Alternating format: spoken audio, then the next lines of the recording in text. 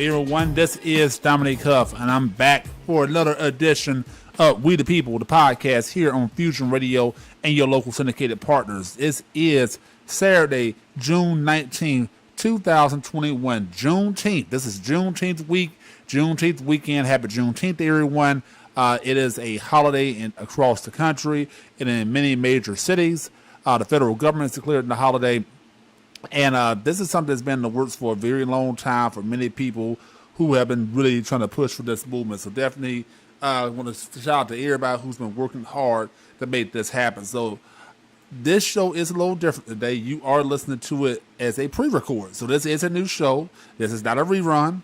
I'm not in the studio. I'm out doing a couple of events today. If you are in the Atlanta area, definitely come out to Club 291 at 3011 Campbellton Road in Southwest Atlanta. That's Club 291, 3011 Campbellton Road in Southwest Atlanta from 12 noon to 3 p.m. today. On June 19th, we are serving food to the dads for Juneteenth. So all the dads, come out, get you some burgers, get you whatever we got on the grill while supplies last. So you choose to come at 2:30 and all the food is gone. Don't look at me saying, what's up with the food? That's what we say, why supplies last. Now, I'm not promising food's going to be there the whole day, the whole time, but we're going to make sure you get something to eat. Just want to tell all of our fathers thank you. And yes, it is Father's Day weekend. So happy Father's Day to all the dads. Happy Father's Day, happy Father's Day, happy Father's Day. So all the dads, stepdads, dads to be, what angel dads, you name it. Happy Father's Day, definitely. Please don't be grilling your own meal this weekend. Make them take you to a restaurant. Make them do something for you. Don't let them use your credit card to buy you a gift. Make sure that you're getting something for you as a father. So definitely, dads, do your thing. And it's Men's Health Month this month. So men, have you gone to the doctor? Have you gotten checked out? There's so much going on out here that you need to do. So we got to make sure we're taking care of those body temples. Exercise. Drink that water. Make sure you do what you need to do. So that's what we're trying to get done. So first off, I want to talk about, a little social media foolishness or social media fuckery is what they call it around here, like we did last week. I think I want to keep that as a segment off and on the show, talk about some stuff on social media, because I know many of you are just on social media so much. So this is from Kaluhis Kitchen, KALUHIS_kitchen. And it's KALUHIS Kitchen on Twitter. So this is a tweet that somebody had shared that this person allegedly wrote. But sometimes when you see these tweets on Facebook, you got to be careful because a lot of times people just make shit up. But the message was something I want to talk about, and I am going to write this in more detail in an upcoming edition of Dominique Magazine. That's Dominique Magazine. That's DominiqueMag.com. That's DominiqueMag.com. This tweet says, I love how millennials and Generation Z are collectively rejecting hustle culture. No, we will not work on our rest days. No, we will not sleep for 2 hours. No, there is no glory in blind devotion to the grind. No, it's not admirable to very literally work oneself to the grave. Now, this has caused a lot of back and forth on social media where different pages and people have posted this. So I want to share my opinion about it because I know you want to know what I thought about it. Now, I remember David Shands, Sleepers for Suckers, shout out to him that started out talking about that. He started the whole Sleepers for Suckers, all about the grind, the grind, the grind. I first saw that in 2015. Then we had Team No Sleep by the brother Kevin. I forget his last name. He has a shoe company because he worked third shift as a nurse assistant. So he was always up at night working on his business while his patients were asleep. Shout out to the guys and gals who are doing that type of stuff. But this is when it comes to starting a business or a project or even a nonprofit, I know millennials and Generation Z are all about they want to help the community, start projects and everything. So no matter what you're doing, even if you're starting a career, there's going to be long days, sleepless nights, so much on the table that has to be addressed and looked at that we have to say, okay, this is what we have going on here. So first and foremost, for starters, is no grind, no glory. Let me hear it again. No grind, no glory. Nothing's going to come to you because, see, we're in this participation point society where people feel that they should just get points for just showing up. And you remember last week I talked about that in the dating game where people feel like, well, I'm here, I'm a man, I'm a woman, I should just, I got a job, I ain't got no kids, or I got a good uterus, or I ain't got no STDs, or I got money, all this type of stuff, all this basic stuff that we're celebrating. And I got to thank Destiny's Child for that independent women's song that came out in 2000. All my independent women's on the Charlie's Angel soundtrack, to where you got people celebrating being adults.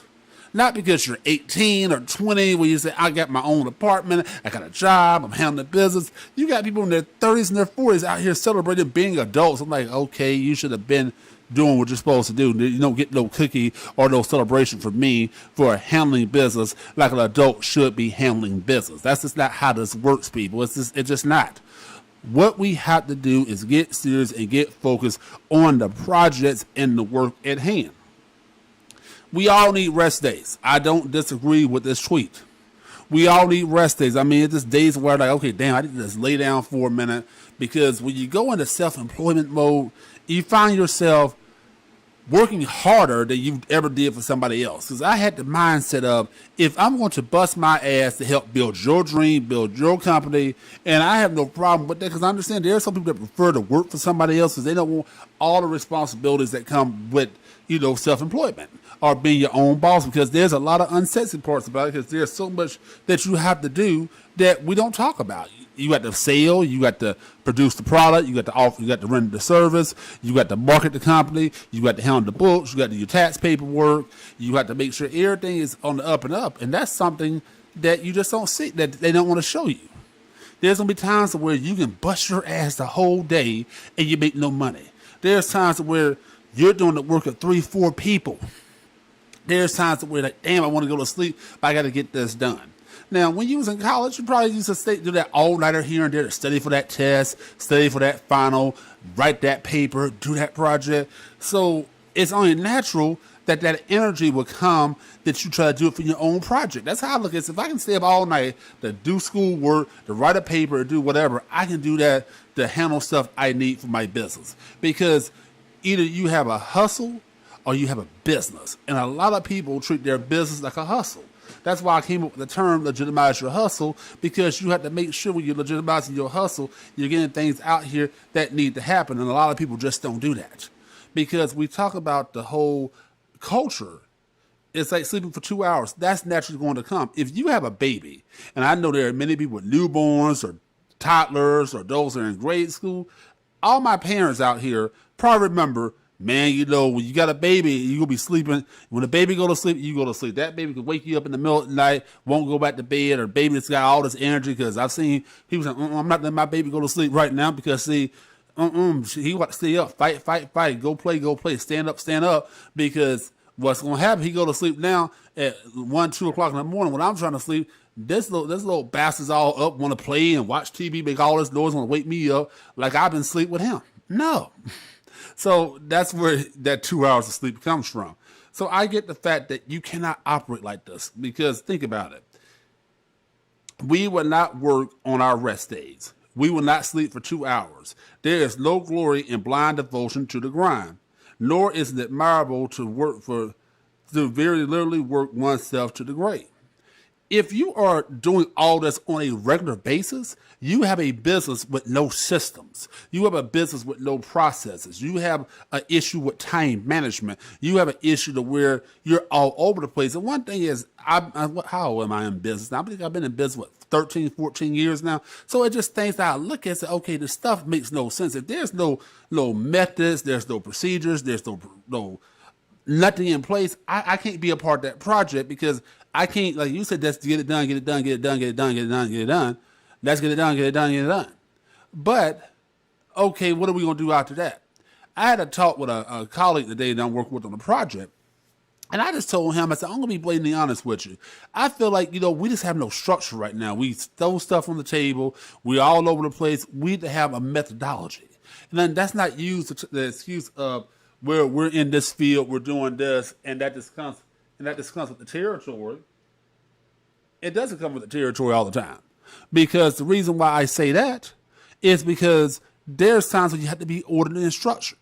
Like if you're planning a event, you may be planning your birthday party, you may be planning a cookout, you may be planning family dinner for the holiday, you may want to have a get together. What do you think about? Okay, we got the, let's say if we're doing it at home, you may be saying, okay, I'm going to get the boys over, I'm going to get the girls over, we're just going to hang out here at my house, go on the porch, or you're having one of those condos or those apartments, we'll go over to the pool or go to the place where we can hang out and do different things. Well, first thing you have to look at is, okay, I have to reserve something. If I got to go use another facility, such as my clubhouse or the pool house or the little green space, I have to do a reservation because I don't want to say, yeah, we're going to go out there on this day, then the day we all going to walk over there, there's a big party going on, and you did not reserve the facility.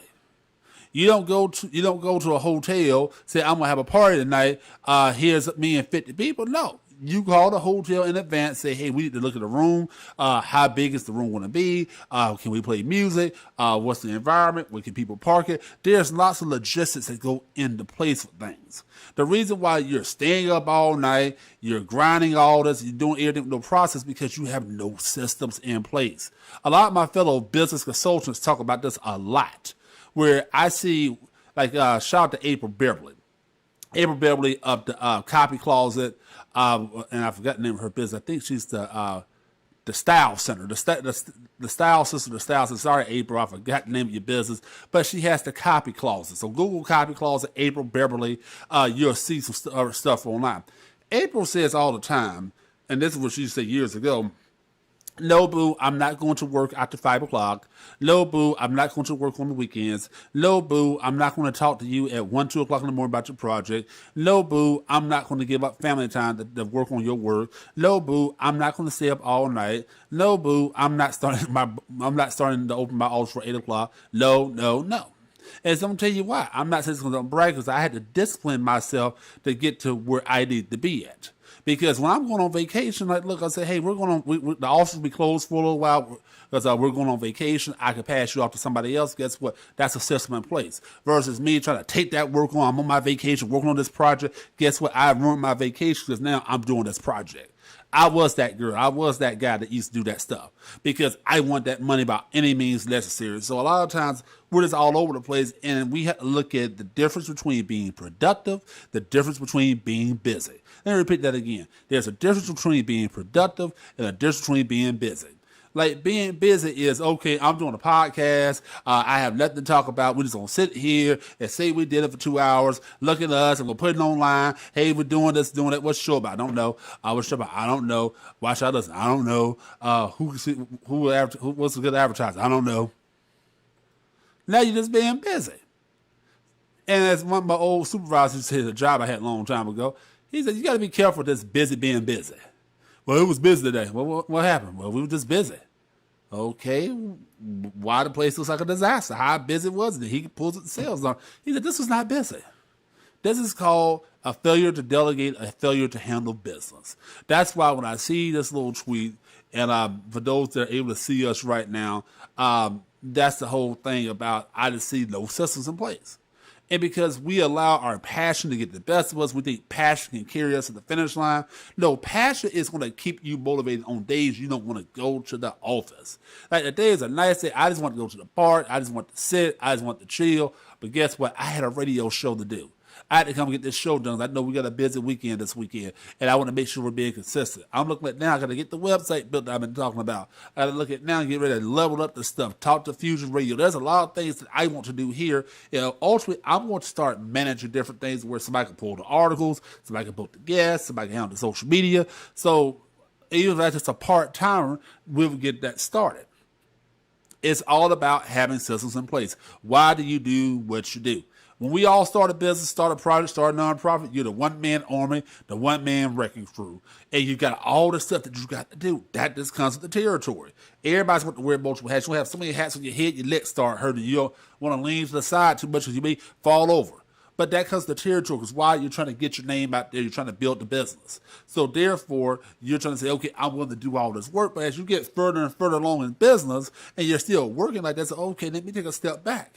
But I had to take a step back. I said, okay, I can't take all this stuff on no more. I can't get so caught up in sitting here doing all of this, because who's selling, who's marketing, who's managing, who's handling business, who's going to the networking events, to the point I want to take a day off. I wanted to sit here and just enjoy my day. But I feel like, when the business first starts, the business is like a baby. You want to take care of the baby's screaming, the baby's crying. You want to do so much. But see, I got to make sure I do what I need to do.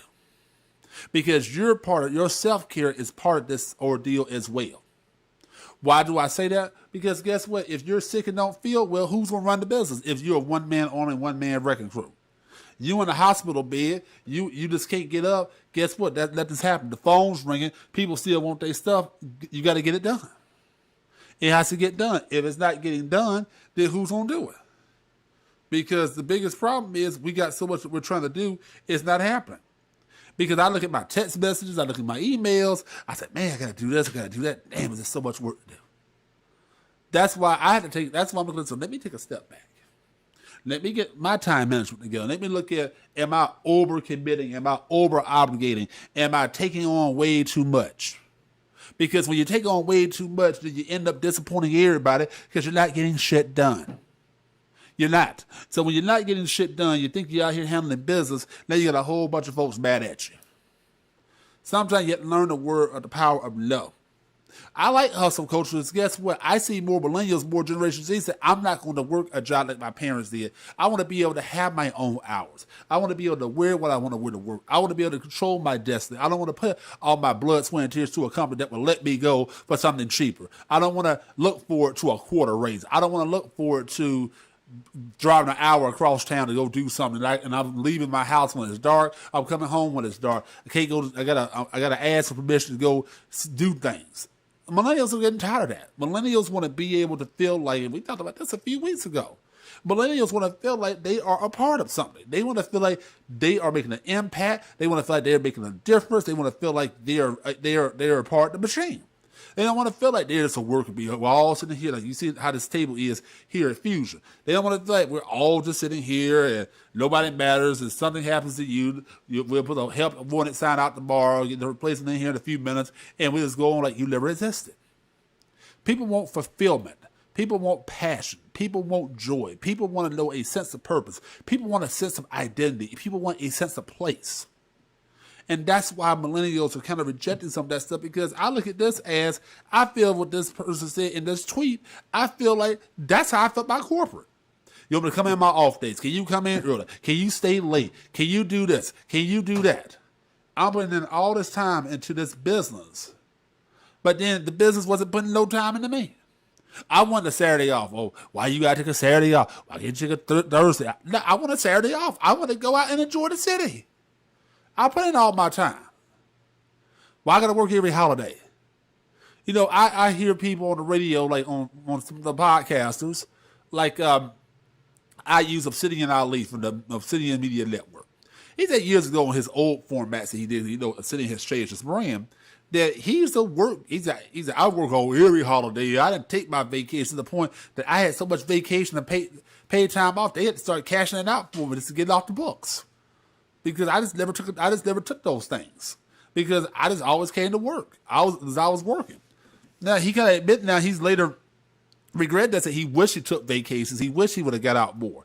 But we all understand, we get so addicted to the hustle, we get so addicted to the grind. But we want to ask ourselves, what's next for us? What can we do? And that's a question a lot of people don't want to ask themselves. This is why we have to sit here and say, now let's get this done. Let's get something going. Don't sit there and be a slave to something that don't give a damn about you. If it's your business, your baby, you should be the one who has the most skin in the game for this project. This should be the thing that you should be beating me in the office. You should be leaving way after I leave. You should be doing more to where this project should be powered by your energy. If you don't want to do that, then you got to pay somebody to do that. And you can't expect somebody to volunteer or to work for free for that. So that's our first segment. We're about to go ahead and take our first musical break. I'm going to play you about 3 tracks. And when we come back, we're going to talk a lot more today on this Juneteenth, Father's Day, Men's Health, summertime. I thought you got that Will Smith summertime joint. I mean, it is summertime, so Who's cooking on the grill this weekend? What y'all got going on? What the Juneteenth events at? What the Father's Day events at? Talk to me. You listen to We the People, the podcast here on Fusion Radio and your local syndicated partners. It is Saturday, June 19th, 2021. I am Dominic Huff, and we will be right back.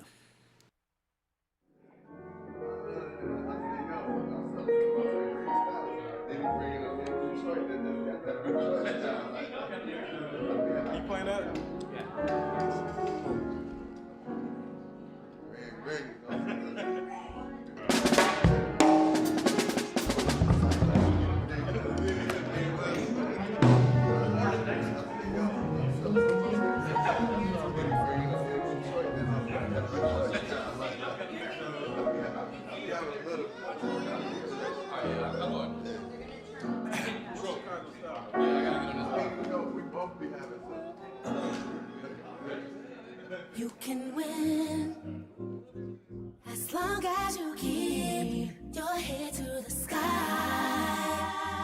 Be optimistic when in the midst of sorrow. You can see up when looking down. A brighter day tomorrow will bring. Yeah, yeah, yeah. You hear the voice of reason telling you this cannot weigh me down. No matter how our reality seems, just hold on to your dreams. Yeah. Don't give up and don't give in, although it seems you never win. You will always pass the test as long as you keep your head to the sky. You can win as long as you keep your head to the sky. You can win as long as you keep your head to the sky. Be optimistic if things around you crumble. No, you don't have to stumble and fall. Keep pushing on and don't you look back. Oh, yeah. I know the storms and strife cloud up your outlook on life. Just sing ahead and you'll be inspired to reach higher and higher. You will always do your best if you learn to never say never. Maybe down, but you're not out, and that's where I felt lifted up. Don't give up and don't give in, though it seems you never win. You will always pass the test as long as you keep your head to the sky. Be optimistic. Living in the moment, who's the opponent? I own it. Get it when I want it. Composition of the golden. Enroll the school of life through the dice. Do it like Eyes on the prize. living in ambition on a mission impossible. Envision optimism through a prism that's optical to see through obstacles and be remarkable. Eyes on the prize.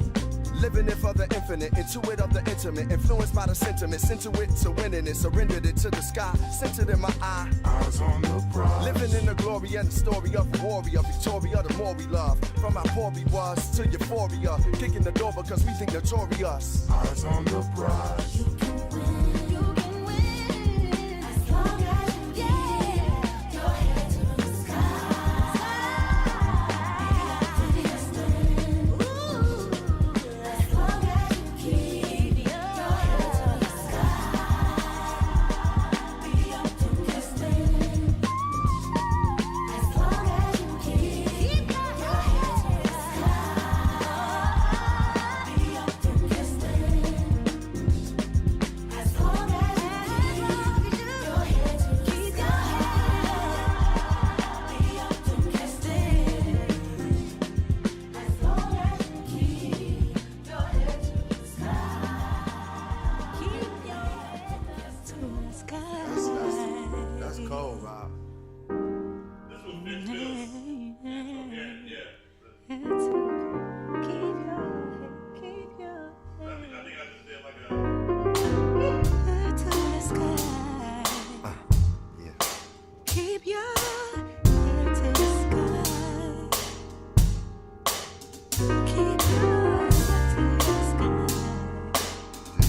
tricky. Yeah.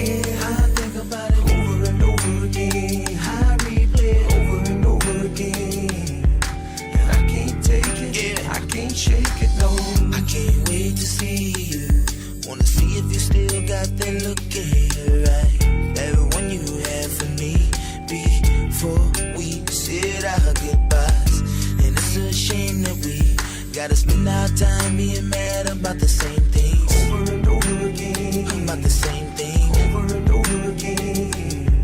Oh, but I think she's leaving. Oh man, she's leaving. I don't know what else to do. Can't go on not loving you. 'Cause it's all in my head. I think about it over and over again. I can't keep picturing you with him. And it hurts so bad. Cause it's all in my head. I think about it over and over again. I replay it over and over again. Yeah, I can't take it. Yeah, I can't shake it, no. I remember the day you left.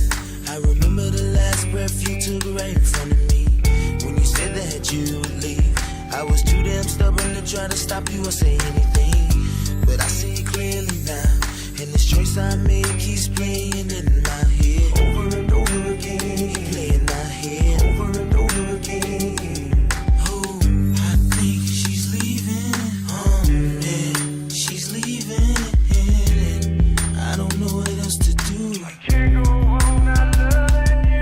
'Cause it's all in my head. I think about it over and over again. I can't keep picturing you with him.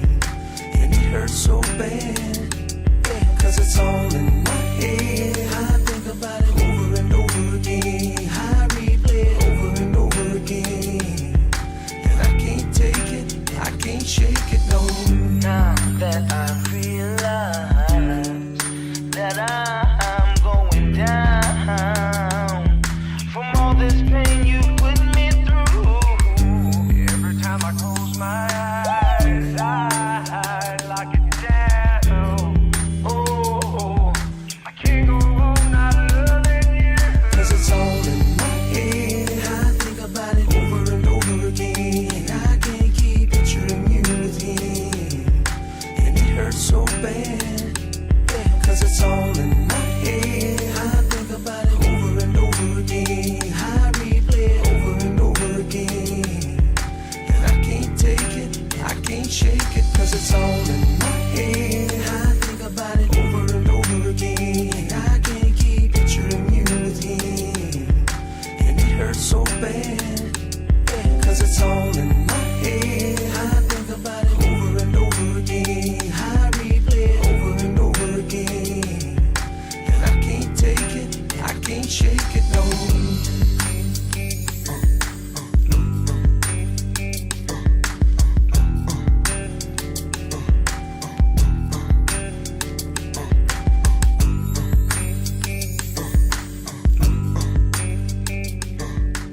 Over and over again, over and over again. 'Cause it's all in my head.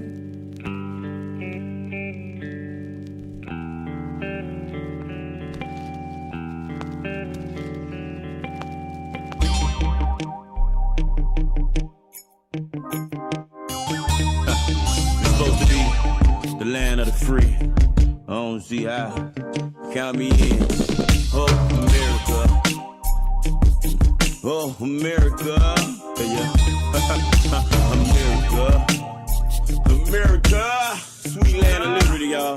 I'm doing this one for the struggle. And every bad doing brother, sister, daddy, your mother, who living in the gutter. You want better cars and a better heart. Another star, your home yard, and a place to park. You want a trusting wife and a better life, a bigger crib and a home cooked meal. Every single night, hell, feel what you going through. But I could've warned you when it's time to be a man. Do all you can, see other lands, and don't be living for the other man. Take time out, set it in, be the better man. And close to watch your friends, and then you'll understand a little better then. But on the other hand, you so goddamn stubborn, and you be starting shit. And ever since you made president, we ain't even seen you since. You need to visit our schools, rebuild our church and home, and stop killing my own kind and leave my earth alone. And stop tapping my phone and searching my brain and keep your personal feelings home when you bed in my phone. Do it for the weak and strong, and to each his own. We'll do it for the mangoes when all the heat is gone. It wasn't told to me. Told It was sold to me. Sold to me. Nothing free. No, No way, not in America. not America. Not America. Not in America. Our country is liberty. And a liberty. That'll never be. Never be. No way, not in America. Not in this America. Not in America. You only got $2 to give less than a fuck. Then you a nigga. Got a nice home in a Lexus truck.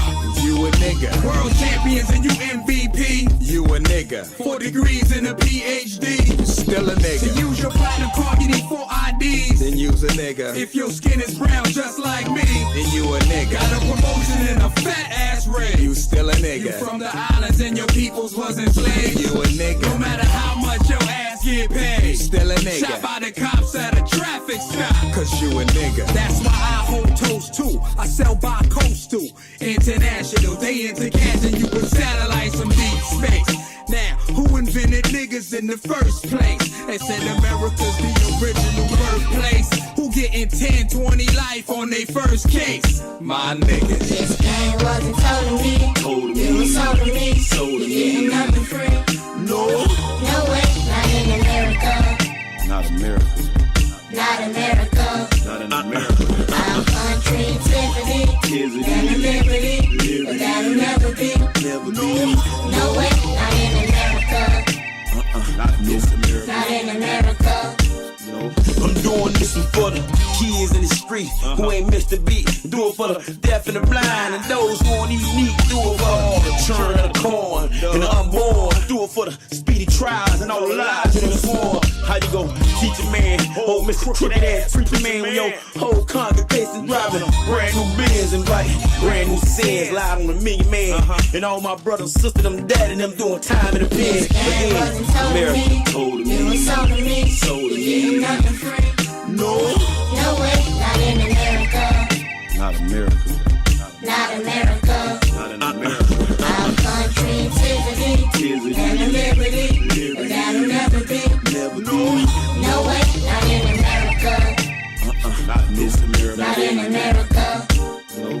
This game wasn't told to me. Told It was me. sold to me. Sold to me. Nothing free. No. No way, not in America. Not America.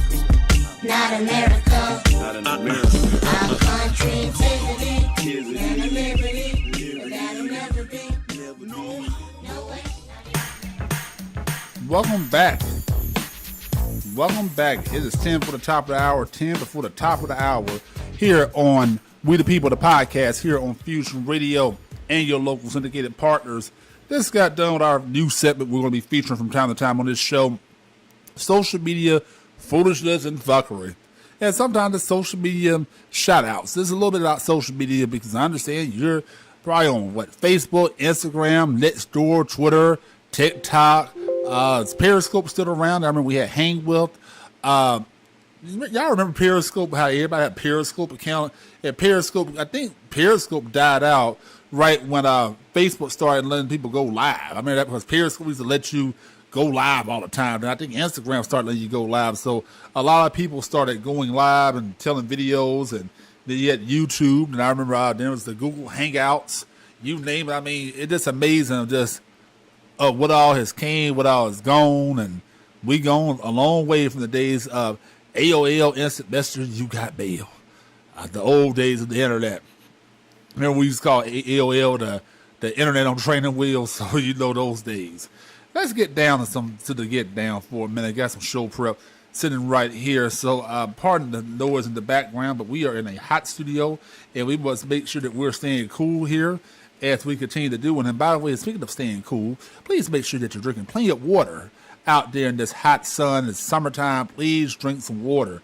Real water, people, not flavored water, not water with sugar in there, not all those little drinks and shit, but real H2O from a tap.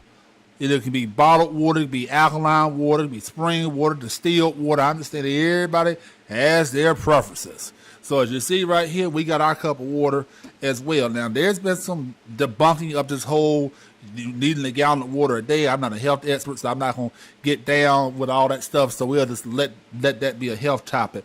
But without further ado, let's get on to this. This is from J News, and this actually came from Info Magazine. White progressives are hypocrites on gentrification. This came from Info Magazine, and this piece was written by, I like to give credit to the people who write these pieces, Daniel Leibowitz. Daniel Leibowitz, he graduated from CUNY Graduate Center in philosophy. Now, gentrification is always a controversial topic, depending on who you talk to, where people say it's going to be a good thing, it can be a bad thing. People say it could be gentle gentrification.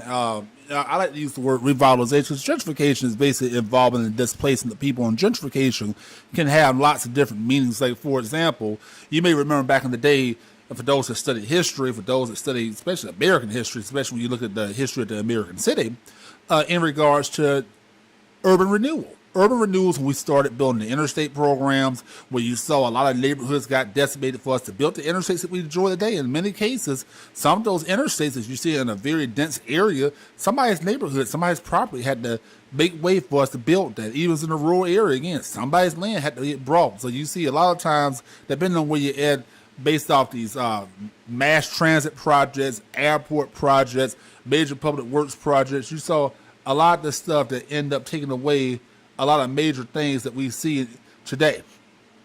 So this is what we're looking at, for example.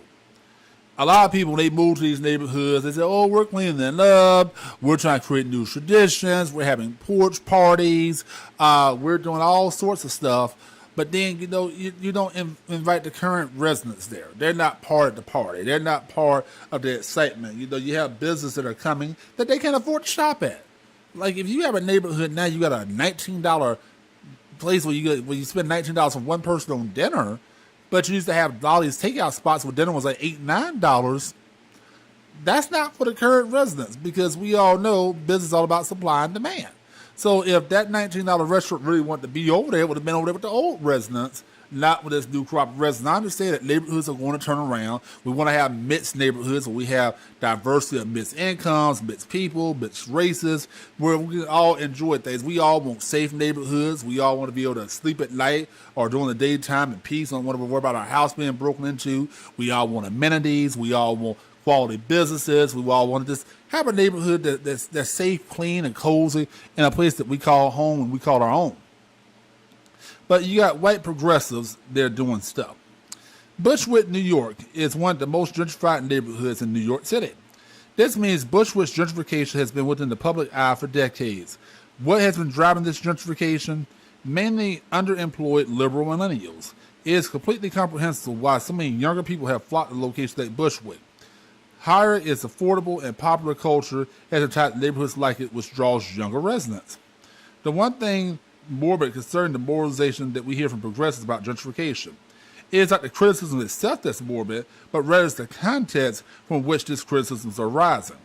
Specifically, when this criticism is coming from white progressives residing in gentrified neighborhoods like Bushwick, the messenger, slightly from the message, ought to be known into a nice query how a lot of I believe, an individual's virtuous opposition to one what they're inflicting.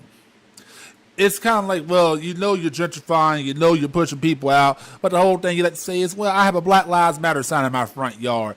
I support the local NAACP. I buy toys for tots for the local poor children. I buy a bottle of water from the interstate from the water boys. You do all this meaningless symbolic gestures to justify that you're pushing people out. Just like we had white flight back in the day when affluent black people started moving to a white neighborhood, more white people put their houses up for sale. Then the neighborhood goes from one race to another race. Now they're coming back for those neighborhoods they left. Because when they left, their business left with them.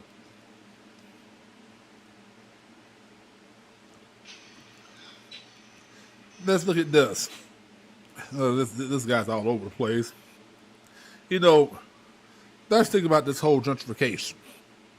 They feel, well, we're doing a good thing. We cleaned up a neighborhood. We're investing into a neighborhood. But you have a charter school. I know this is very controversial here in the metro Atlanta area, where you have a lot of neighborhoods such as College Park, which is the city, which is south of Atlanta, right by the airport, where you have the local public school, College Park Elementary, and then you have several charter schools around there, and people feel that the gentrifiers are going to the charter schools where the regular folks are going to College Park Elementary. And people see that all across these different neighborhoods. That, well, if you're all about moving to a neighborhood, getting involved, why you begin to draw lines in the sand? Why do you hate that things are not in your part of the city? Like, I talked to a couple of residents, like, College Park's not that big, but people say, like, in the 2019 election, people was talking about downtown development, downtown, and you have a lot of neighborhoods that want to focus on, a lot of cities, it's College Park's a city. A lot of cities want to focus on downtown development, whether it's Atlanta, whether it's Miami, whether it's Hoover, Alabama, whether it's Hattiesburg, Mississippi, Rayne, Louisiana. Everybody wants to do more for their downtowns. Or if the downtown's off the beaten path, you want to say, what can we do to capture that traffic that's on that major interstate that's cutting through our city, whether it's I-10, I-20, I-45, I-65, I-75, I-10, I-12, all these interstates that cut through these cities. Interstates help drive commerce. So people say, okay, let's build around the interstate area because we have people popping in, popping out the city. Let's make them stop here, do more than just get gas and get a hamburger from a fast food restaurant. Let's give them something else to do. Let's put a shopping center. Let's put the hotels. Let's put some apartments there. Let's put the transit here. Let's put companies here because we got that way people can see it from the interstate and can drive it over here. But you have a lot of times where we hear a lot about the abuse at 911. I see somebody black on my street. I see somebody poor on my street. I see somebody doing this. I see somebody doing that. So I want to call 911 because we abuse the 911 system. Have you ever heard of some of the calls that go into the system? We want to talk about the police, but y'all call the police on everything. Some of y'all brag about cops ain't killing you fast enough. Some of y'all brag about where's the cop when you need them. But then when cops come, after you call and call, and then you get mad when they don't come fast enough. Then when the cops come and do what they're going to do, now you're mad that the police did what they do because you want it to go away. I'm offended. I'm bothered. Get this out of my way. That's part of that gentrification. It goes all the wild, wild west. Here come all the code enforcement. Y'all driving around neighborhood looking at people's houses, calling that stuff in. Ooh, they got high grass. Ooh, look at that roof. Ooh, look at this. Ooh, look at that. Again, I'm all for fixing up the neighborhoods. I'm all for cleaning up a neighborhood. But some of you are coming in these neighborhoods. Shout out to Robert Caban, the in-town roader in Atlanta, says all the time, you come into the area and y'all are a gentry gang, I should call you, or y'all are part of colonializing the neighborhood. Shout out to Guys Cut Zone for that one.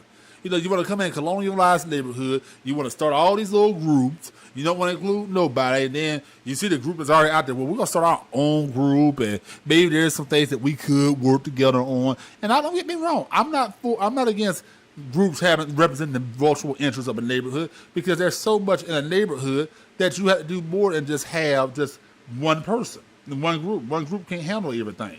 And especially as we say a lot of times is we can't do everything. One group cannot do it all for one. The problem that we're dealing with is we have just too many people that want to colonialize, that want to take over, and when we call it out, they want to get mad at, like, how dare we call it out? How dare we say something? I'm offended. I'm hot and bothered. You know, y'all act like I'm just such a bad person, and we're trying to do all this stuff, and I'm just being attacked because I want a better community. That's in the third. No, you just want to take over, and you want to push people out, and nobody's bending over taking that no more. Nobody's taking that crap no more. And what you have to do in your neighborhood is you have to start being involved. So you knew where I was going back to, right? You got to be involved. Too many people are not involved in their neighborhoods. And then when this stuff starts happening, they want to look at, oh my God, where this come from? Where this come from? Because it's happening under your watch. You have to be fiercely protective of your own neighborhood. You have to make sure that your interests are represented. I'm not going to sit here and just wait for somebody else to speak for me. I'm going to speak for myself. I'm not going to wait for somebody else to do it. I'm going to do it myself. Because it goes back to broken windows theory, and I know with broken windows theory, that's been even controversial now. Where they feel that's leading to mass incarceration, massive police, and all this type of stuff. But you have to start asking yourself, if your neighborhood looks like shit, what you think looks like shit, somebody say, oh, there's an opportunity here. Clean it up, rename it, rebrand it. And now you're mad because they're doing all this stuff without you. Because you're sitting back over here waiting for leadership. This is why I was telling a fellow community leader the other day that in certain neighborhoods, I always see people waiting on the politicians. All the politicians are going to do it. Waiting on the politicians to call a meeting. Do it yourself. Do it yourself. If we have no problem standing in line for Jordans, standing in line for concert tickets, standing in line for all sorts of stuff that we want to stand in line for, you know, like doorbusters on Black Friday, we should have no problem standing in line to go into a city council meeting. We should have no problem standing in line to go vote. We have no, but yet you have no problem waiting a long ass line to get a Popeye's chicken sandwich. But you have no problem doing that. But then you want to talk about all this gentrification. It's not my fault. It's somebody else's fault. I was let down. I'm a victim. I'm this. I'm that. Just goes back to those unwanted and unplanned children we talked about a few weeks ago.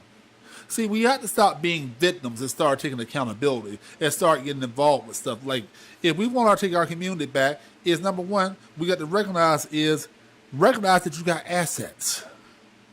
If you have an elder person in your family, do they have a will? Do they have a will? If not, they need to write one as soon as possible, and it needs to be filed with the probate court of the county or the parish that you stay in. Do you have one? Because what happens is I see so many properties that just sit there boarded up because they don't know who owns it, who it goes to, because they're trying to tie it all together. So that's why we have to start taking the stuff back for ourselves. Where we have to encourage each other to move back to these communities.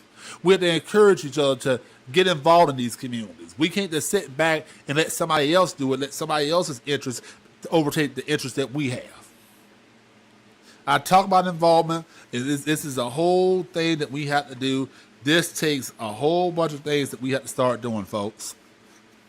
Cities have a role they have to do too. I'm going to talk about later on in the day a thing that's going on in Pittsburgh about retaining young talent. We have to address brain drain in these cities.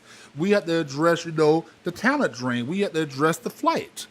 Because you're not going to get the young people and millennials. That's why I talk about this show. We are the new large majority now.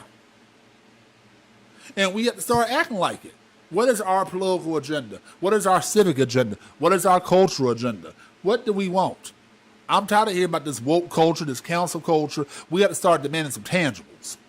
But until we start demanding tangibles, we'll be just spinning around the bathtub. Everybody sitting online arguing about damn gender right now. Go on YouTube, here's some of these people complaining about women, complaining about men. I can't get laid. I can't get a date. Men won't pay my bills. Women won't go half with me. It's like, y'all spend all this time doing all this stuff. But then you want to complain when you're so busy bickering, but you're bickering with each other an hour away from town, from your old neighborhoods. Then the people who got some sense, then you see them say, well, I'm not going to be a part of it. I'm going to start exploring my dating options. Y'all ready to damn grass your chest. All while you got an unplanned child being gentrified out your neighborhood, ain't involved in your neighborhood, but you got plenty of time to sit here and argue all day with random people you don't know, or the screenshot and like, ooh, look what they're saying. Ooh, ooh, ooh. Some of y'all know them folks cute. That's why y'all want to argue with them all day. That's y'all's way of getting attention from somebody. Shout out to One Rich for that one. It's 5 at the top of the hour. It's 5 at the top of the hour. So I went a little over on that segment. So we kind of then take the top of the hour break. But since this is a pre-record, we can kind of get away with that today because we all have to do our top of the hour break. You're listening to Fusion Radio and your local syndicated partners, We the People, the podcast with Dominic Huff. We're going to play our next 3 songs for you. I'm going to give you a little extra music today because it's Juneteenth, Father's Day, Men's Health Month. So let's go ahead and play some music. We'll be right back. This is dedicated to the lover, in you, in you, in you. I can't wait, I can't wait, I can't wait, no, can't wait. Leather in the summer, silk in the winter. This is such an art. Where do I begin? Used to sing tenor in the church choir. Really, I was flexing, but the girls, they were fine. I'm that type of guy that noticed subtle signs when I cuddle mine. She ain't even trying to look sexy, but even if she was, so what? Motherfucker, grow up. Don't mean to be so abrupt, but that lets me know that she's a human being, and being human's hard on the boulevard. Girl, you got it bad. Glad I'm not one, but yet you got it good. You are the hot one, but I'm Andre, Benjamin Andre to be exact. You'd hope to meet a gentleman one day, well this is that. In fact, Dookie introduced us at a show about a year or so ago, I don't know. Mine slips me, I'm in the southern states, you know, where all the pimps be. Dressing all boogie and carrying ugly cups. And yes, you're getting booed if your shit do not get down. And yes, you're getting sued by women who didn't get up out they seat on the bus. And feet shouldn't rust, and beat is a must. And we shouldn't lust, but we do. I'm laughing at the calendars and clocks. Ask Scott to match the socks. What's in your speaker box, pink and blue? You're lollygagging, you're slow poking, you got me open, you're playing with me, darling, I'm not a toy. As if Anita Baker brings the joy, you're a kinder, the tiner, meaning the real McCoy, I can't wait. I can't wait, I can't wait, I can't wait, no, can't wait. Ooh, baby, come on, got plans tonight, plans tonight, plans anticipated. The loving I'm gon' get in to the morning light, morning light. Come on, baby, I can't wait. The way you love me, I can't wait. The way you touch me, I can't wait. I can feel it, I can't wait. All over me, I can't wait. Come on, baby, I can't wait. Please come home, I can't wait tonight. I can't wait. Ooh, for your time, you're so fine. Always on my mind, 'cause baby I can't wait, I can't wait, I can't wait, no can't wait. I'm so glad I found you, I just wanna be around you. I can't wait, I can't wait, I can't wait, no I can't wait. Ooh, it's been too long now baby, let's see, season night, season night, 'cause I'm gonna take you on a journey. Enjoy the ride, enjoy the ride up and down, ooh baby, up and down, ooh lady, round and round, take it round and round, ooh for your time, you're so fine, you're always on my mind, 'cause baby I can't wait, I can't wait, I can't wait, no can't wait. I'm so glad I found you, I just wanna be around you. No, I can't wait.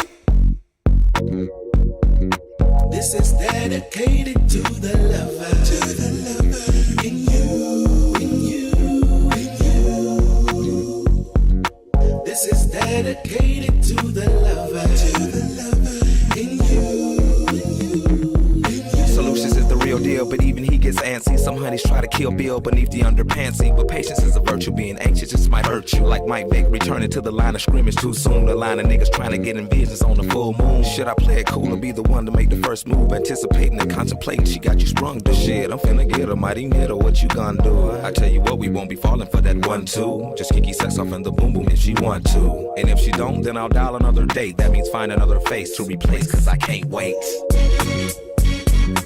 This is dedicated to the lover. Can't wait, can't wait, I can't wait, no can't wait.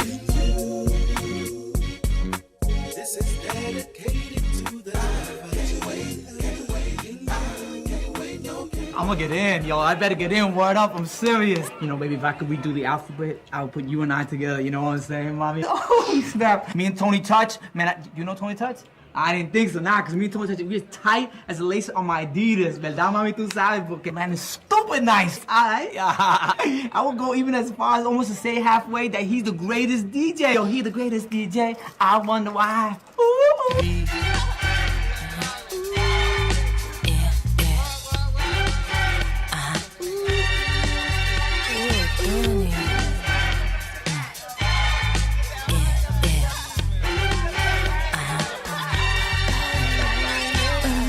Out in Brooklyn, where it's always Brooklyn. I was cruising with my favorite gang.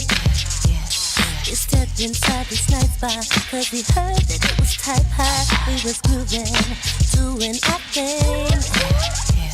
Just standing there for silent, and the place just started wildin'. And this one guy took control of the crowd.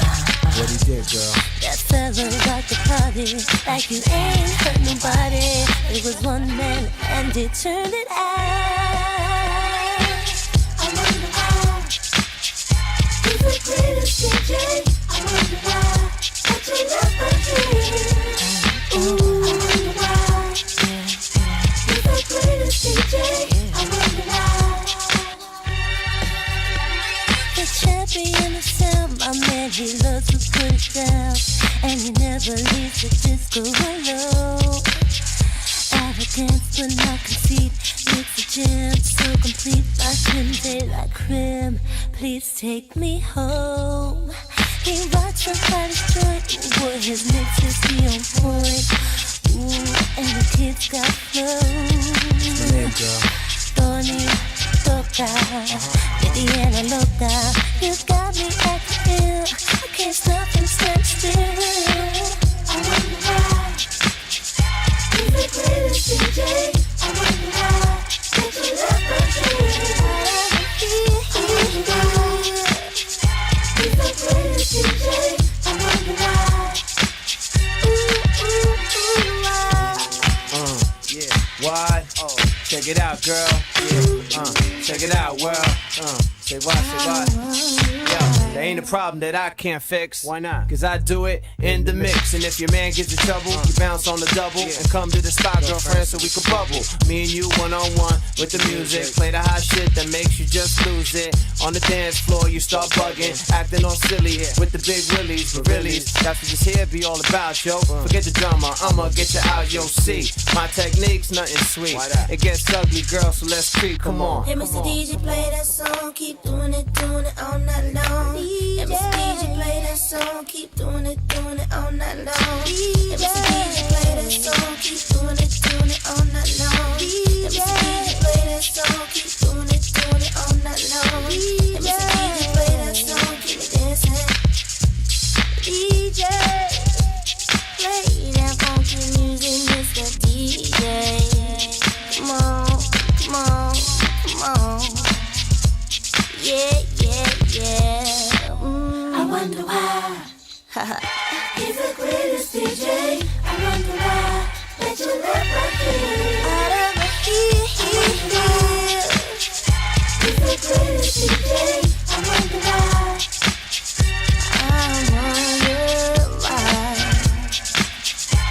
He's the greatest DJ. Tony Toca. Did you like that one, Tony? I should put you in my little Tony, huh? I'm out of here.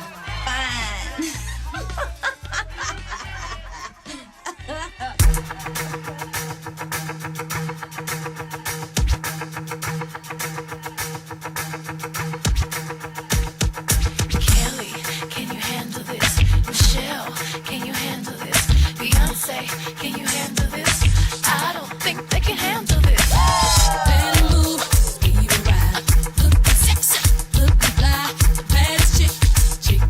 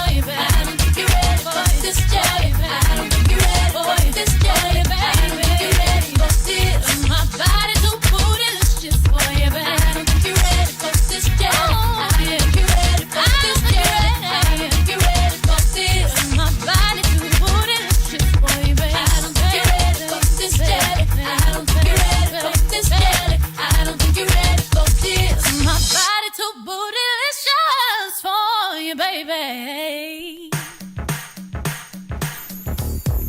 18 past the hour. 18 past the hour.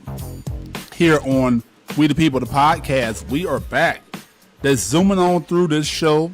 Got music for you today. Just going heavy on the musical breaks. I know you're out there cooking out today. You're planning on going to hit the streets for those Juneteenth events. You're going to go see your fathers. You're going to get out there. Just enjoy this weekend. This is like the unofficial first weekend of summer. Some consider Memorial Day the first weekend of summer, but some of you all may be on the road listening to us. It's out here traveling and enjoying yourselves. It is a wonderful weekend. Please get out the house. I don't care if you just go for a walk around the neighborhood, go to your park, take yourself out to get you something to eat, to sit in your backyard to relax. You deserve it. We got to take breaks here and there, because if we don't take breaks here and there, we're going to burn ourselves out. And you name it, we've all been there, done that. So definitely go ahead and enjoy that. So this is what it's all about, getting it done. So let's think about this for a minute. We're sitting here getting everything together. We're sitting here moving forward. Now we're going to say, okay, let's enjoy ourselves. So speaking of that, we got to start planning ahead. And according to this article I have from Market Watch, it says young people should eventually start planning for this depressing reality. Right now the microphone just kind of fell out the holder, so pardon us for that little glitch. Let me make sure that you can hear me correctly, especially for those that listen to this on a rebroadcast on our website. And what is that? A number of young Americans are expected to need long-term care services, which includes daily living such as bathing and eating, is expected to double from 7 million a day to 14 million in 2065, according to MedicareGuide.com, a website dedicated to Medicare resources. The site did an analysis of the Department of Health and Human Services research conducted by the Urban Institute, as well as United Associations of Insurance Commissioners and ARC for Resource Works report. Based on the analysis, more than half of Americans will require help with bathing, eating, and other activities of daily living by the time they turn 90 years old. They and members of their family will be responsible for the care at the cost of these necessities. Now, a lot of us don't think about long-term planning. A lot of us don't think about life insurance. Many of us, with thanks to the ACA that survived yet the third challenge, we don't think about, our health. Our health, we take advantage. We take our health for granted. We just wake up every morning, we're happy that we can walk, we can move our arms, we can see. You may have a pair of glasses, you may use contacts, but if we don't take care of our bodies eventually going to get neglected. Like I tell my guys all the time, you can't take better care of your car and your property and your assets better than you take care of your body. I've seen people, they will go to the roof if you put some cheap gas in their car. You know that person, don't you? I know people like that. But they won't get gas in their car, but they're putting shitty food in their mouths that goes into their body. Make it make sense. You want the best paint on the walls. You want the best clothes on, but you're taking the worst foods in your body. You're doing the worst things for your health. So that's why it's good. I saw a billboard years ago from one of the local chambers of commerce, Cobb County, which is one of the suburbs here in Metro Atlanta, kind of northwest of the city. That said, the billboard says, "Exercise a day for a better tomorrow." 20 to 30 minutes a day can help you down the road. Because a lot of times you see people walking with canes or walkers. They have aches and pains and stuff. And I understand aging is a part of life. But we have to be prepared for that time by making sure we're doing what we need to do. Because I remember reading years ago about studies that were saying that a lot of young people and a lot of baby boomers are caring for an aging and elderly relative. That's why health is very important. We are more obese than we are before. We have a lot more people with high blood pressure. Diabetes is here. We're losing a lot of people early to cancer. So we have to make sure that we're really doing what we're supposed to do to make sure that we're taking care of ourselves. Now, those figures are very detrimental because, according to this, a 65-year-old couple retiring in 2020 could expect to spend almost $300,000 on health care costs during their retirement, and that estimate will continue to rise, according to Fidelity Investments. Long-term care costs could be additional thousands or tens of hundreds of thousands of dollars more depending on the services they're provided. Now, many private insurance do not provide this. That's why you have to get that long-term care insurance. So I tell people, we insure our phones, we insure our computers, we insure appliances. If you go to Walmart and you buy, let's say, like an air fryer or a blender, the first question will ask you, do you want to pay $1 or $2 or $3 for a 2-year warranty? And most people say no. Or some people say, that's only a couple of dollars, and they buy it and they lose the receipt and they forget all about how the thing breaks down. But it's a hustle. But I use that as an example of making sure that we are taking care of what we need to take care of. You insure that phone, but you're not making sure your life is taken care of. We got to stop hustling backwards. As part of this Juneteenth, I really want you to sit down and think about a lot of stuff. I want you to think about where we're going and where we're heading and what we have going on. So that is a grim reality, and there's a lot of grim realities, but we have to get into the business of the future. We have to think about, are we going to be homeowners? Are we going to be property owners? What about our parents? How are our parents taking care? Are we doing, what's going to happen? What's our plan for them? What's our plan for our futures? What's our plan for our future children? So we always in that proverbial mindset of there's so much that we got to do. If we don't get into it, then we're going to have a lot of problems. So we got to take this as a hard and stark reality of where we're at. So that's not a good look, but we have to begin to make sure that we're thinking about our future. Pittsburgh Summer Program aims to retain young professionals. Now, I love this program. This article came from Smart Cities Dive. That's a good website, so I definitely encourage you to look at smartcitiesdive.com. Pittsburgh Summer Program aims to retain young professionals. You know, the Pittsburgh Passport is one of many programs that have cropped up across the country in recent years to prevent brain drain when students and young professionals leave for what they consider more attractive cities. Unlike editions of cities such as Tulsa, Oklahoma, and Savannah, Georgia, Pittsburgh talent retention does not offer financial incentives. Now, the Passport aims to motivate young professionals to stay in the region based on economic, social, and lifestyle opportunities. It helps college students connect not only with potential employers, but other students, community members, and social opportunities. Social and recreational activities contribute to a person's overall well-being and happiness that can factor their decisions to live in a certain location. Let's stop right there. A lot of times, you ever move someplace and you feel like you just don't know anybody, you feel like you're just by yourself, that you don't, like sometimes you just like, you're out of place. Like, I don't have no friends locally. All my friends are across town, or in many cases for us as millennials, all our friends are across the country, across the world, because we talk to so many people on the internet to the point we have more friends there than we have locally. So this program is making sure that people are talking to the people who are locally that can help boost your quality of life to where that you are making sure, hey, I can meet some new people who are near me, to where I'm not feel like I'm alone. Because so many times we do feel like that we're by ourselves. And when you feel like you're by yourselves, we have to ask our question, what do we need to do? So let's go ahead and continue on.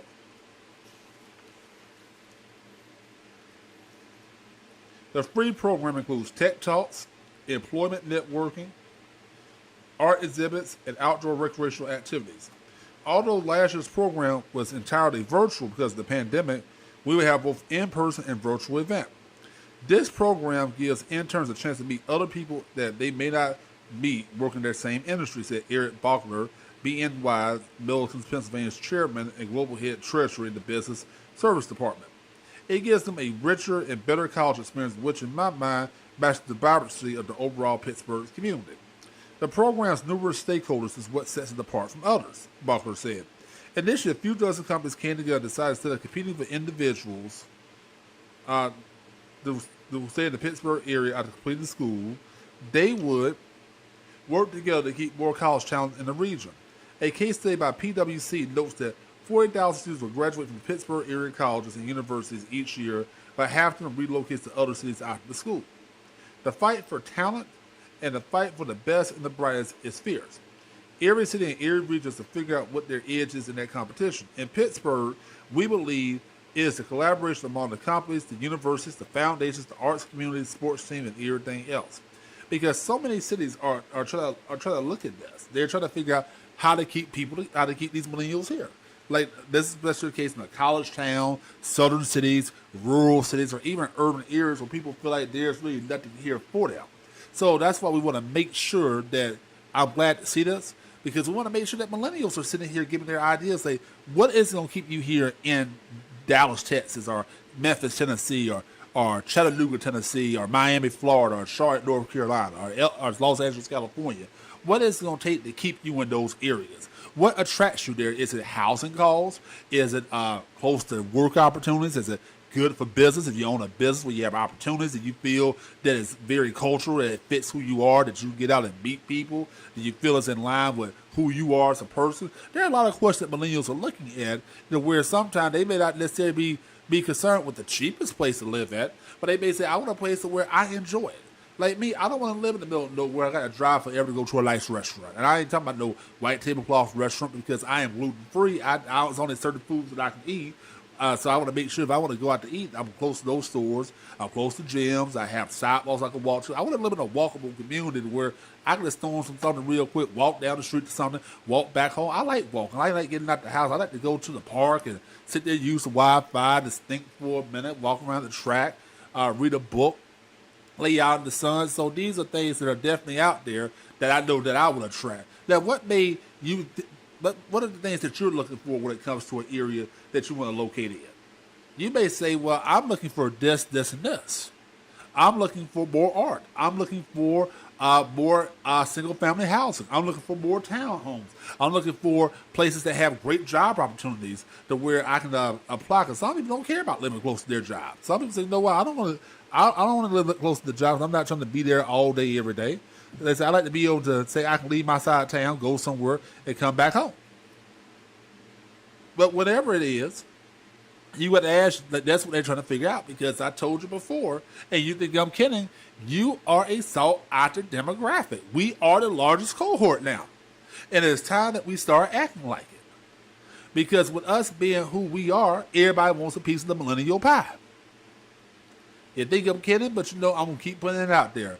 Millennials are taking over. That's why these cities are spending money trying to figure out what does it do to keep you there, because a lot of the baby boomers or Generation X, they are retiring. So therefore, there's going to be a lot more jobs open. There's going to be a lot more opportunities open. And we got to make sure, okay, is this city welcoming? Because a lot of people are thinking about the NORCs, like the naturally occurring retirement communities. So like a lot of the smaller suburban cities, okay, we have a lot of people who are retiring. So we got to make sure that they are in place. We got to make sure that we can take care of them, so that way we can get that they can have what they need. Because a senior may require more senior activities. We got to make sure that we have a fire department that can respond to their needs. We got to make sure that we have check programs for them, because a lot of seniors are aging in place. They want to stay in the homes that they brought, stay in the homes that they built. We want to look at just those type of things to where we can make sure we're moving into where we need to move into. So, I mean, cities are having to figure out how to make a place for everybody. We have youth programs. We have teen programs. We have workforce development. We have programs for those who are re-entering society. So I get that we have to really, as a city, as a county, as a state, as a region, we have to wear lots of hats, and everybody wants their piece of the pie. Everybody wants to sit at the table. But for the purpose of this show and this broadcast, we're talking things from a millennial standpoint. And when I say millennial, that's a lot of people. That's a different social and cultural backgrounds, different incomes, different able-bodied, disabled, you name it. All these people are at the table. So we have to make sure, okay, what does everybody want, and what can we do to satisfy the most amount of people with the least amount of resources? These are questions that people in governments have to ask themselves as they're building out programs of who can benefit and take care of this. Because everybody wants to say, hey, I want like some people say, hey, I want parts. Some people say, I want more police. Some people say, hey, we need more businesses here. We need more amenities. So everybody's going to always come with their ass. But these programs, like what Pittsburgh is doing with the Pittsburgh Passport, is being able to say, now let's look at millennials right here for this one. Let's look at what can we do to help attract them to where companies have the talent here. That where we're keeping that money in our local economy. When we're keeping that money in our local economy, that means that money's going to stay here to our local business. People want to invest back into the city. It's going to come back into our tax coffers with property tax, sales taxes. People get their occupational taxes. They want to start business here and all that type of stuff, where it's all about revenue. Because remember, a city, a county, a state is a business. Those constitutions are their charters, and they get money from people like me and you. Whether you live there as a resident, or whether you are a business owner, whether you're paying fees and stuff, whether you're paying the taxes, we are contributing to that bottom line. They're looking like, okay, what can we do to attract those dollars? What can we do to attract those dollars? That's what it boils down to, because you see these cities that say top cities for millennials, worst cities for millennials. Look at what the top cities have. Look at what the worst cities have. Because when you look at those lists, you got to say if these cities don't have what I need, then everybody's gonna be running out the door. Millennials want a sense of place. Millennials don't want all the suburbanization stuff where they're so far off away from everybody. There's a thing called decentralizing people. I remember reading about that a while back. Decentralizing means that people are so far away from the urban centers where all the resources they need, they're having to take these long commutes to get the stuff they want to look at. So therefore, we want to get everything together. Nobody wants to be decentralized. Everybody wants to make sure they're near the resources they need. So what makes you live in the community that you want to live in? Now, when I ask that question, I'm asking that question for those who are in a community they want to be in. And sometimes some of you may say, I'm just here because I have no choice because this is all I can afford, or it's close to my job. I really don't like this place. So there's still a reason why you chose that area. It could be by force or by choice. And some of us are living places by force, some of us are living places by choice. And we have to be educated in everything that we do, no matter how we slice and dice it. So let's go ahead and do this. Let's take another commercial break. We actually don't have commercials just yet. Let's go ahead and play about 3 more songs for you real quick. We'll pick out some random music, and when we get back, we'll go ahead and probably close it out a little early today because it's a weekend. We know you're trying to get out here, so thank you for listening. This is Dominic Huff here on We the People, the podcast on Fusion Radio and your local syndicated partners. Don't go anywhere. We'll be right back. Yes. It was a beautiful day. It's gonna be a beautiful night. Break out the champagne. Everybody get a glass. Let's start it off sexy. What do you say? And all the ladies say. And all the ladies say. I think I like that. And all the ladies say. Welcome to the champagne life, where trouble is a bubble in a champagne glass. Dreams and reality are one and the same. And we gon' do it like this. Got an addiction for life in this baby. Like every day is my birthday, no, but I'm getting. And reserved for time, that's where I'm sitting. Me and my friends in about 6 Miss Independence. And my attitude so chill and so crazy. And my designer suit, I make this look easy. Sexy baby, don't you dare act like you don't see me. Baby, I know you see me. It's all about them fast car nights and them big boat days. Living this champagne life, everything's okay. Let's toast it up. Woo. Oh, let's toast it up. Woo. Oh, said we play all night, we play all day. Living this champagne life, everything's okay. Let's toast it up. Woo. Oh, baby, let's toast it up. Woo. Oh, champagne life. Got penthouse property on cloud nine. I got the sun till it's good the way I shine. And reserve for time, that's how I do mine. Nice meal and a good wine. Definition of a good time. Living out my dreams, watching them come true. Baby, I'm a boss, I don't know what they do. If you're down to ride, come on and I'll take you. I know you want me to take you to where it's all about them fast car nights and them big boat days. Living this champagne life, everything's okay. Let's toast it up. Woo. Oh, everybody, let's toast it up. Woo. Said because we play all night, we play all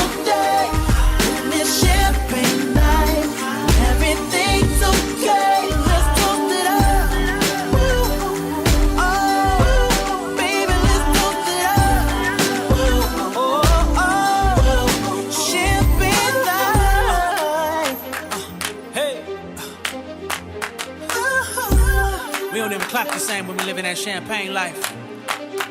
Sexier than a regular clap. Oh, it's a party. Reserved for top notch.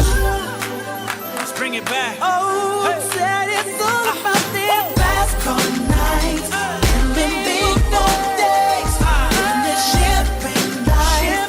Everything's okay. So let's toast it up. Woo. Oh, and everybody, let's toast it up. Woo. So we play all night, we play all day. The champagne night, everything's okay.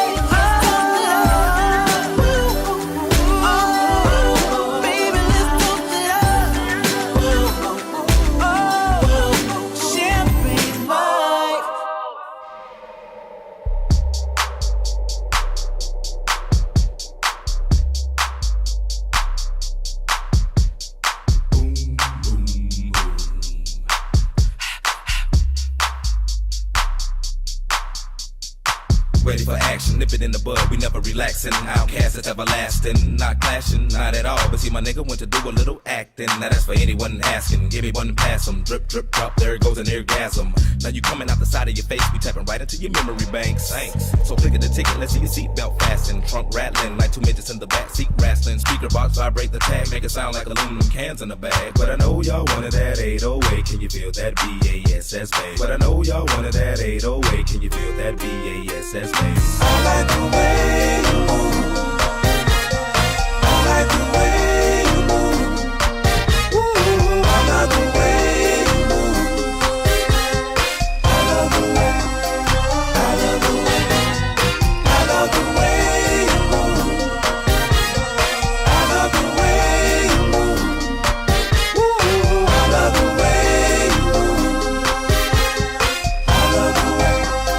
I love the way. The whole room fell silent. The girls all paused with glee. Turning left, turning right, thought they looking at me. But I was looking at them, they're on the dance floor. Now they got me in the middle, feeling like a man whore. Especially the big girl. Big girls need love too, no discrimination in squirrel. So keep your hands off my cheeks, let me study how you ride the beat, you big freak. Skinny, slim women got the camel toe within them. You can hump them, lift them, bend them, give them something to remember. Yell out timber when you fall through the chop shop. Take a deep breath and exhale. Your ex-male friend, boyfriend was boring as hell. Well, let me listen to the story you tell, and we can make moves like a person in jail on the low. I like the way you move. I like the way you move. Ooh, I love the way you move. I love the way. I love the way. I love the way you move. I love the way you move. Ooh, I love the way you move. I love the way. I love the way. Hey, baby,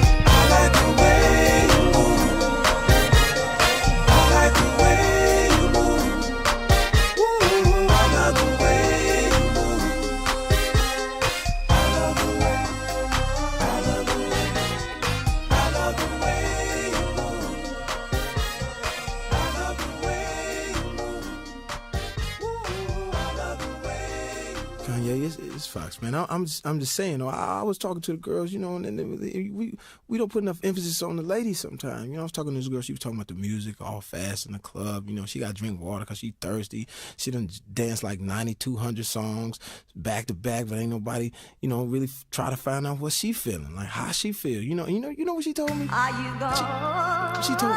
Check it out. This is what she said. She said, oh. She said she wants some Marvin Gaye, some Luther Vandross, a little Anita, but definitely set this party alright.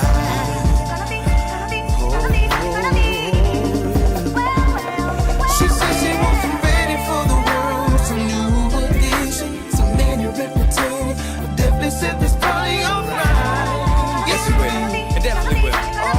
You know, I told her to drop over in your new whip. Bring some friends you cool with. I'ma bring the cool whip. Then I want you to strip. See you is my new chick, so we get our grind on. She be grabbing, calling me Biggie like Shine Home. Man, I swear she fine home. Why she always lying on? Telling me them diamonds when she know they rhyme. Got a light-skinned friend, look like Michael Jackson. Got a dark-skinned friend, look like Michael Jackson. I play ready for the world, she was ready for some action. My dog said you ain't no freak, so you bout to prove my man wrong. I'ma play this Vandross, you gon' take your pants off. I'ma play this Gladys Knight, me and you gon' get right. Marvin Gaye, some Luther Vandross, a little Anita, but definitely set this party alright.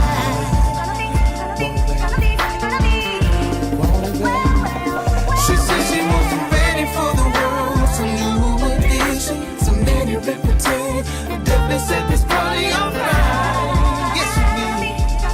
Oh, yes, it will.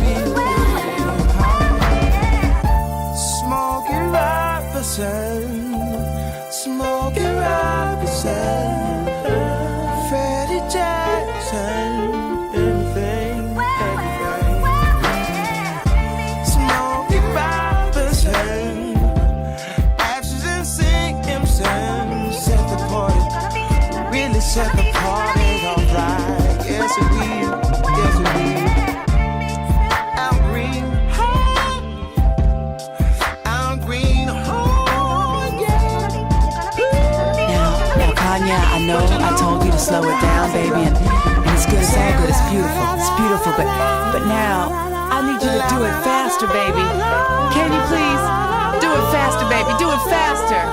Damn, baby, I can't do it that fast, but I know somebody who can. I got you looking at the glitz on my hands and wrists while I'm laying back and smoking on my cannabis. When it come to rocking the rhythm like Marvin and Luther, I can tell you when I'm messing with Kanye and the twist. When I shot and I be sipping Hennessy, piss on my R&B while I smoke a beat. You can pick with me, put it on the G. And all this. Come with me and sip on some Evelyn champagne. You ain't no two stick rockin' like the whispers. Hit the stoplight, give it to some eyes. These rims still moving, so I pop a little spinners while I'm smoking on the beat. Dipping through the streets, popping up a beat, and I got the heat on the 23. And I do it. With my earth and the wind, smoking fire. Let me get your sheets wet, listening to Keep Sweat. Put you in the days remains, fulfilling out with every temptation. Slow jamming, having deep set. You ready for the world, girl? Come and go with me. I touch you all over your body, baby. Don't say no to me. And every know to be controlling me. I'm loving the way you be holding me when I'm listening to jealousy. And when I come over and bend your ass, you be bumping to the pentagram. I done hit it from the back to the melody and roll it slow. Now I gotta go up in it fast, but I'ma finish last. No matter how much of a thug you see, I still spitting like a sovereign beat. Come to the club with me. And when some Luther come on, I hope you feeling me instead of being in love with me. Shine right. Some Marvin Gaye, some Luther Vandross, a little Anita, but definitely set this party alright.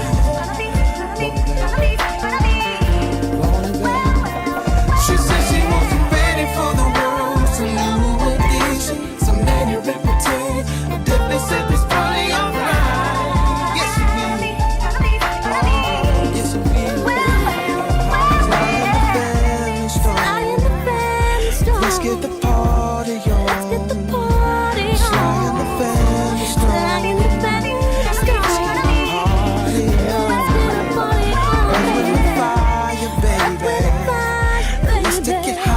Sweetie, getting high, sweetie. Let's really say, let's really say. She said she wants some Marvin Gaye, some Luther Vandross, a little Anita, but definitely set this party alright.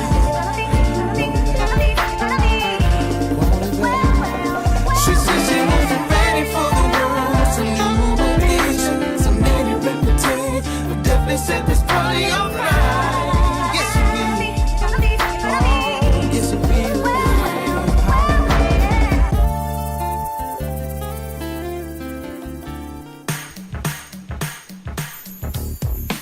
And we're back. Let's end everything a little early today. Want to make sure you had something to chew on and want to leave you with nothing. You complain when I'm not here.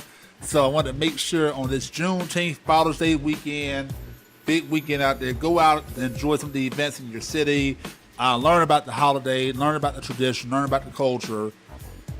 Make sure you're living it up. Get some water.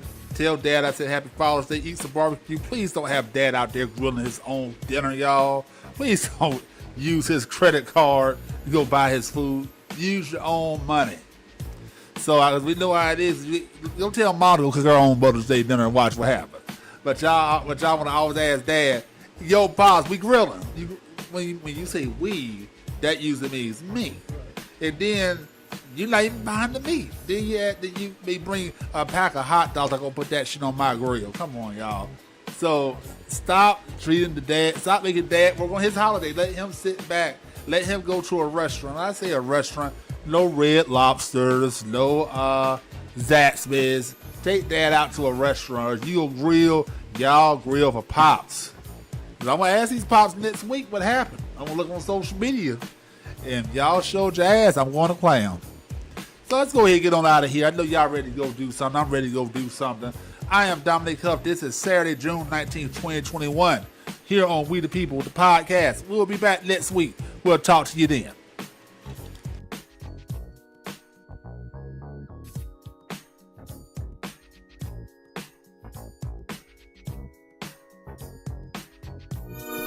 Thank you.